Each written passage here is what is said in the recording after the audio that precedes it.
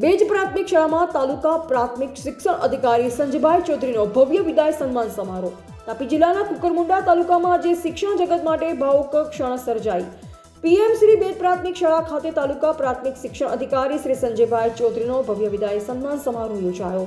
કુકરમુંડા તાલુકાના પીએમ શ્રી બેજ પ્રાથમિક શાળા ખાતે તાલુકા પ્રાથમિક શિક્ષણ અધિકારી સંજયભાઈ ચૌધરીનો ભવ્ય વિદાય સન્માન સમારોહ યોજાયો. કુકરમુંડા તાલુકામાં લાંબા સમય સુધી ઉત્તમ અને નિષ્ઠાપૂર્વક સેવા આપનાર સંજયભાઈ ચૌધરીને હિંમતનગર ખાતે ક્લાસ 2 અધિકારી તરીકે નિમણૂક મળતા તેમના સન્માનમાં કાર્યક્રમનું આયોજન કરવામાં આવ્યું. વિદાય સમારોહ દરમિયાન ઉપસ્થિત મહાનુભાવો દ્વારા સંજયભાઈ ચૌધરીના કાર્યકાળ દરમિયાન શિક્ષણના ક્ષેત્રે કરેલ નોંધપાત્ર યોગદાનને બિરદાવવામાં આવ્યું. તેમના કાર્યકાળ દરમિયાન કુકરમુંડા તાલુકાના શિક્ષણ ક્ષેત્રે અનેક પ્રગતિશીલ અને ગુણાત્મક ફેરફારો જોવા મળ્યા હોવાનું વક્તાઓએ જણાવ્યું. કાર્યક્રમમાં યોગિતાબેન મહામંત્રી, ભાજપ મહિલા મોરચા, ગામના સરપંચ, નિઝર બીટર નિરીક્ષક, તાલુકા પ્રાથમિક શિક્ષક સંઘ તથા રાષ્ટ્રીય શૈક્ષિક મહાસંઘના હોદ્દેદારો, બીઆરસી કોર્ડિનેટર રવિન્દ્રભાઈ, તાલુકાના તમામ સીઆરસી મિત્રો, વિવિધ શાળાના આચાર્યો, શિક્ષક મિત્રો તેમજ મોટી સંખ્યામાં વિદ્યાર્થીઓ ઉપસ્થિત રહ્યા. નવી જવાબદારી સંભાળવા જઈ રહેલ સંજયભાઈ ચૌધરીને સમગ્ર તાલુકા શિક્ષણ પરિવારે ભીની આંખે વિદાય આપી તેમજ ઉજ્જવળ ભવિષ્ય માટે હાર્દિક શુભેચ્છા પાઠવી હતી. Reporter Suhas Ruby, Kukarmunda, Tapi.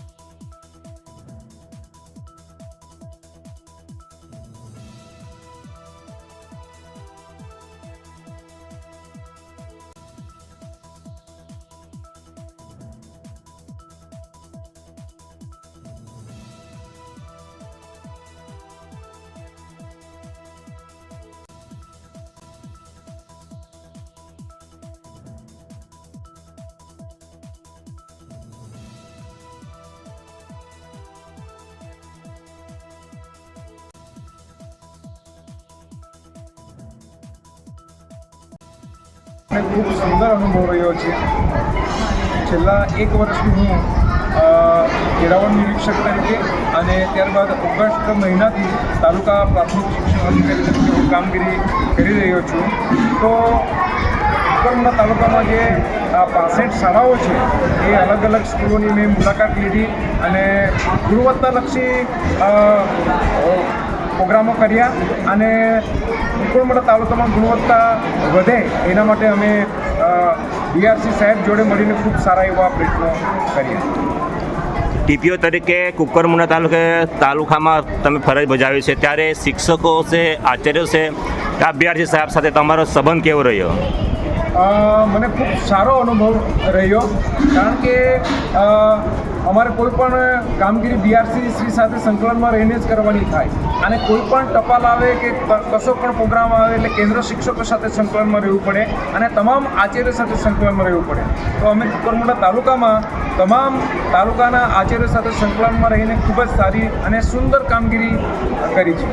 આજે તાલુકા લેવલે દરેક શિક્ષકો સાથે આ પ્રાથમિક શાળાની મુલાકાત લઈને તેમાં તમારો કેવો અનુભવ રહ્યો કે કઈ એવા ક્ષણ છે તમને યાદ આવે છે? હંમેશા હું બાળકોના હિતમાં, એટલે કે બાળકો ભવિષ્યમાં કંઈક બને, કંઈક કરે એના માટે હું કોઈ પણ શાળામાં જાઉં તો મારું ટાર્ગેટ હતું, નાની શાળા હોય તો ધોરણ 5ના બાળકો અને મોટી શાળા હોય તો ધોરણ 8ના બાળકો. અને એ લોકો જે બાહ્ય પરીક્ષાઓ છે, સીટેટ છે કે નવોદય છે કે આદર્શ નિવાસી શાળાની પરીક્ષા, જ્ઞાન સાધના પરીક્ષા, એ તમામ પરીક્ષાઓ આપે. કારણ કે હું પણ માત્ર ધોરણ 10 રેગ્યુલર ભણેલો, ત્યારબાદ તમામ અભ્યાસ મેં એક્સટર્નલ તરીકે જ કર્યું છે. હાલમાં મારું પીએચડી ચાલુ છે, એ પણ હવે આ વર્ષે મારું પૂરું થશે. એટલે હું તમામ બાળકોને પ્રોત્સાહન આપતો અને તમામ બાળકો મહેનત કરે અને જીવનમાં આગળ વધે, શાળાનું નામ રોશન કરે અને તાલુકાનું નામ રોશન કરે, એવી હું એ લોકોને પ્રોત્સાહન આપતો.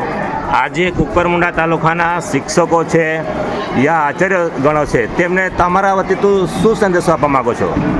મારો તમામ શિક્ષકોને એક જ સંદેશ છે કે તમારામાં ખૂબ ક્ષમતાઓ પડેલી છે, એટલે એ ક્ષમતાઓનો સંપૂર્ણ તમે ઉપયોગ કરો અને આપણી આગળ જે ભૂલકાઓ આવે છે એ તમામ ભૂલકાઓને સરકાર જ્યારે આટલો મોટો ખર્ચ કરી રહી શિક્ષણ પાછળ, તો આપણે એ સરકારનો જે હેતુ છે, હમણાં ગુણવત્તાલક્ષી શિક્ષણના કાર્યક્રમો થાય છે, એ ગુણવત્તાલક્ષી શિક્ષણના કાર્યક્રમો આપણે સફળ કરીએ અને ભવિષ્યમાં આપણે જે કુકરમુંડાનું નામ છે એ ઊંચું આવે, એવું મારો શુભ સંદેશ શિક્ષકોને છે.